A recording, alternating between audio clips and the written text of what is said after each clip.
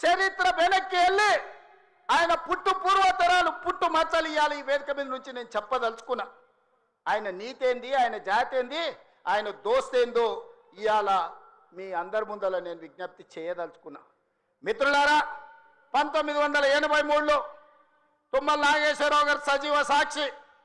ఆనాడు అన్న పెద్దలు నందమూరి తారక రామారావు గారు యువ న్యాయవాదిగా జగిత్యాలలో న్యాయవాద పదవిని బాధ్యత నిర్వహిస్తుంటే పిలిచి భుజం తట్టి నీకు ఎమ్మెల్యే టికెట్ ఇచ్చి నీకు ఎక్సైజ్ శాఖ మంత్రి ఇస్తే సంవత్సరం తిరిగే లోపలనే అన్న ఎన్టీఆర్ను వెన్నుపోటు పడిచి నాదెండ్ల భాస్కరరావుతోని జట్టు కట్టిన నువ్వు నాదెండ్ల భాస్కరరావు సోపతిని వదిలి కాంగ్రెస్ పార్టీలకు వచ్చి 40 సంవత్సరాలు పూర్తయింది.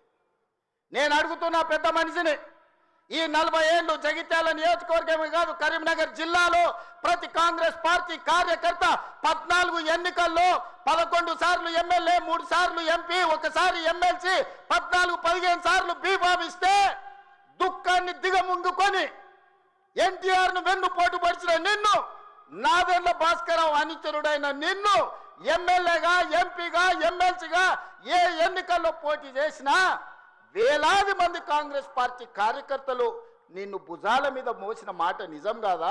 పల్లకిలో అసెంబ్లీకి పంపిన మాట నిజం కాదా? మిత్రులారా, 40 ఏళ్ళు నీ కోసం, నీ పదవి కోసం, నీ కుటుంబంలో జడ్పీటీసీ, ఎంపీపీ ఏ పదవి వచ్చినా నీ కుటుంబానికి ఇచ్చుకున్నా జగిత్యాల కాంగ్రెస్ పార్టీ కార్యకర్తలు మౌనంగా నీ కుటుంబానికి ఊడిగం చేసిన మాట నిజం కాదా? గ్రామంలో ఉన్నోడు గ్రామంలో ఉండాలి, మండలంలో ఉన్నోడు మండలంలో ఉండాలి, జిల్లాలో ఉన్నోడు నియోజకవర్గంలో ఉన్నోడు నియోజకవర్గంలో ఉండాలని పాపంది చేసింది నువ్వు కాదా? మొన్న నేను జగిత్యాల కార్యకర్తలను కలిస్తే ఒక్కొక్కరు తమ కష్టాలను మనసు విప్పి మాట్లాడుతుంటే నాకు ఆశ్చర్యపోయినా.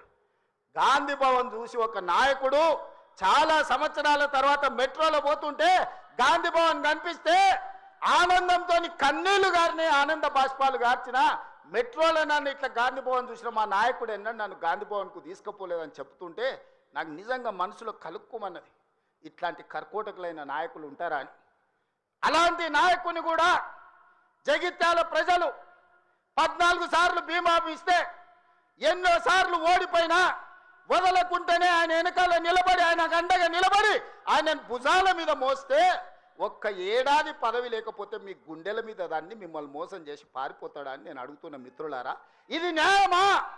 ఇదేనా నీ జాతి, నీ నీతి?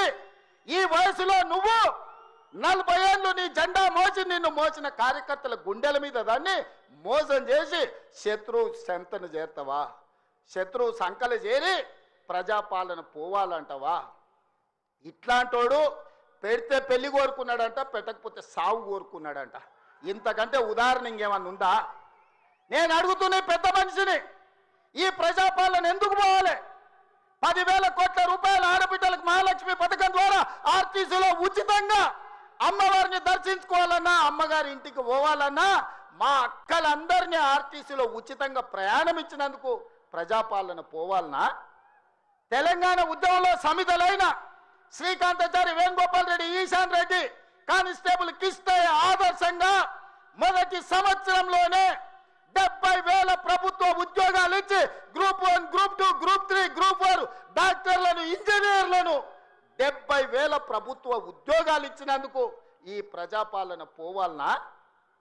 ఆనాడు ఒరేస్తే ఉరేసుకున్నట్టే అని మాట్లాడిన నువ్వు నీ ఫామ్ హౌస్లో 150 ఎకరాలలో ఒరేసుకొని 4,200 రూపాయల క్వింటాలు అమ్ముకొని నువ్వుంటే రైతులు ఆత్మహత్యలు చేసుకుంటుంటే 8,000 కొనుగోలు కేంద్రాలను తెరిచి ఉత్తమ్ కుమార్ రెడ్డి గారు 2,58,00,000 మెట్రిక్ టన్నులు ప్రతి సంవత్సరం ఒడ్లు కొన్నందుకు ప్రజాపాలన పోవాలనా? సన్నబియ్యం, సన్న ఒడ్లు వండించి సంటి పిల్లలకు సన్నబియ్యం తినిపిస్తున్నందుకు ప్రజాపాలన పోవాలనా?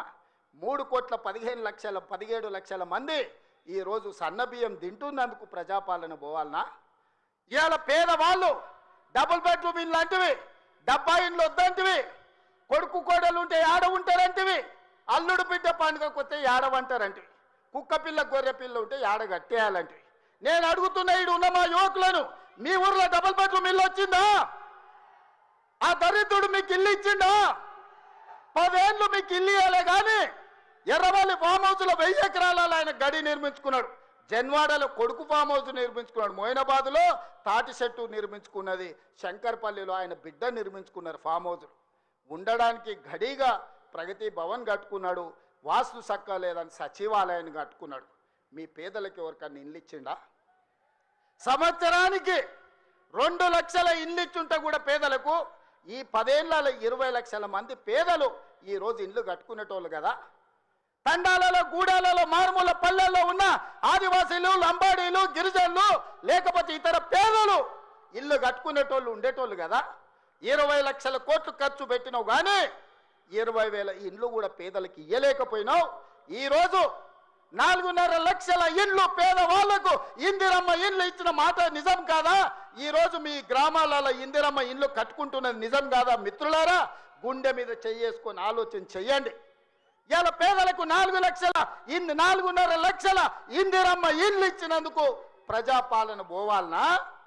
డబుల్ బెడ్రూమ్ ఇండ్లతో మోసం చేసిన పాపాల బైరోడు రావాలనా? ఒక్కసారి ఆలోచన చేయండి మిత్రులారా. ఇల్లే కాదు, ఇల్లాలి కళ్ళల్లో ఆనందం చూడాలని 200 యూనిట్లు ఉచిత కరెంటు ప్రతి ఇంటిలో వెలుగులు నింపినందుకు, పేదవాడి కళ్ళల్లో ఆనందం చూసినందుకు ప్రజాపాలన పోవాలనా? ఇవాళ అదే కాదు, మహాలక్ష్మి పథకం ద్వారా ఆడబిడ్డలకు బస్సు ప్రయాణం ఇచ్చినందుకు ఈరోజు ప్రజాపాలన పోవాలనా అని నేను అడుగుతున్న మిత్రులారా. మీరు ఒక్కసారి ఆలోచన చేయండి. ఇల్లు ఇస్తమే, ఇంట్లో కరెంట్ ఇస్తమే, 500 రూపాయలకు సిలిండర్ ఇస్తమే, సన్న బియ్యం ఇచ్చి కడుపు నిండా బువ్వ పెడితే ఇందుకోసం ఈరోజు ప్రజాపాలన పోవాలనా? అంటే ఈ ప్రభుత్వాలు ధరల కూడిగం చేయాలి, గడీల ముందల బానిస బతుకు బతకాలనా అని నేను అడుగుతున్నా. ఇవాళ ఈ ప్రభుత్వం 70,000 ఉద్యోగాలు ఇచ్చింది, 21,000 కోట్ల రైతు రుణమాఫీ చేసింది. ఈ ప్రభుత్వం 28 నెలలలో రైతులకు 1,50,000 కోట్ల రూపాయలు ఖర్చు చేసిన మాట నిజం కాదా? ఆనాడు మా అక్కలీడు ఉన్నారు, పాలపిట్టల లెక్క బతుకమ్మ చీరలు ఇచ్చితే ఏం చేసిండ్రక్క? పొలాల కాడ పిట్టలను బెదరగొట్టడానికి గట్టి రావునా? ఎన్నడన్నా ఈ తెలంగాణలో ఏ ఆడబిడ్డ అన్నా బతుకమ్మ చీరలు కట్టుకున్నారా? ఎన్నడన్నా పండుగ చేసుకున్నారా? నేను ఇవాళ మా అక్కల్ని అడుగుతున్నా, ఇందరమ్మ చీరలు మా సీతక్క మీకు పంచుతే ఈరోజు వేలాది మంది పాలపిట్టలక్క చీరలు కట్టుకొని మా తమ్ముడు వచ్చిండు, మాకు చీర పెట్టిండు, మాకు సారె పెట్టిండు, మా తమ్ముడిని ఆశీర్వదించాలని ఇవాళ వేలాది మంది మా అక్కల ఆత్మగౌరవంతో కట్టుకురు. ఈ పక్కలు ఉన్న మా సోదరులు, అమ్మో మా ఆవిడ కూడా మంచిగా అందంగా ఉందే ఏందో అనుకున్నా అని పాలపిట్ట చీరల భార్యను చూసి సంతోషపడుతురు. ఇవాళ 1 కోటి మంది ఆడబిడ్డలకు 1 కోటి చీరలు ఇచ్చినందుకు, ఇందిరమ్మ చీరలు ఇచ్చి వాళ్ళ కళ్ళల్లో ఆనందం చూసినందుకు ఇవాళ మేము దిగిపోవాలనా? 67 లక్షల స్వయం సహాయక సంఘాలకు మా సీతక్క 57,000 కోట్ల రూపాయల బ్యాంకు లింకేజ్ ఇచ్చినందుకు, ఆడబిడ్డల్ని శ్రీమంతులను చేసినందుకు మేము